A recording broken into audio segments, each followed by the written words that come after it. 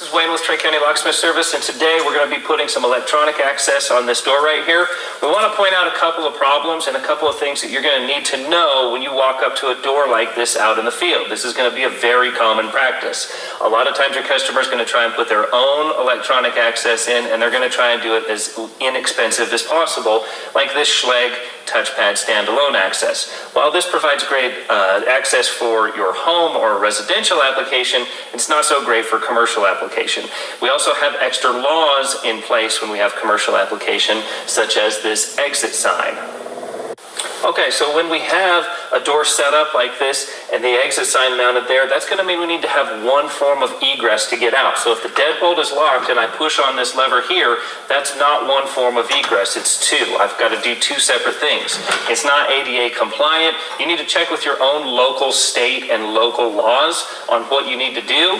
As far as the application goes here, I would say that this would not be compliant because you would need to have a hand to be able to unlock this, and it's two separate forms of egress. If you're handicapped and you don't have a hand, you're not going to be able to get out of this building. So we want to make sure it's safe for everybody. The other problem is that this deadbolt is mounted at about 59 inches where the actual deadbolt and the hardware is. All of our mounting hardware needs to be between 48 and 36 inches. So this is the good zone right here. This is not. We're going to completely redo this door with a few different types of electronic access to see which one works best for your customer. Stay tuned. This is Wayne here with Tri-County Locksmith Service, and we're going to be installing this panic bar on the door that we've been covering so far. We have the commercial grade lever pulled off of the door, and when I'm coming up with a solution for this door, I want to come up with a solution that's going to make sure that it solves my customer's problems, make sure that it's all code compliant, both building code, fire code, and ADA compliant, and I want to make sure I choose an option that's going to be durable and last the longest, and that's easy to install.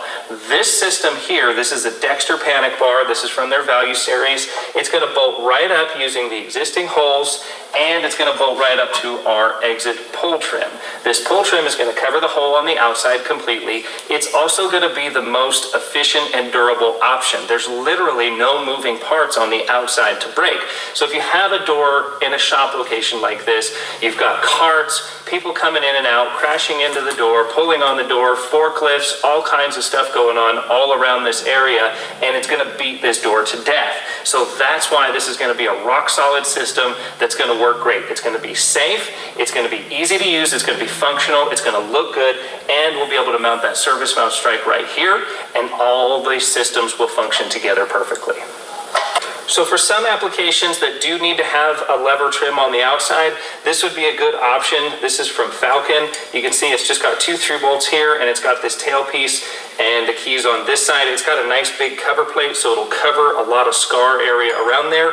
Again, I don't want to use it in this application because having levers and things stick out could get damaged or hit with a heavy piece of equipment, and that could damage it further on down the road. However, if you do have a customer that has maybe a HOA or some kind of a clause that all the doors need to look the same, we can still install panic hardware and electronic access and keep that nice finished look on the outside with the lever trim. I'm just choosing to do a more durable option on this install.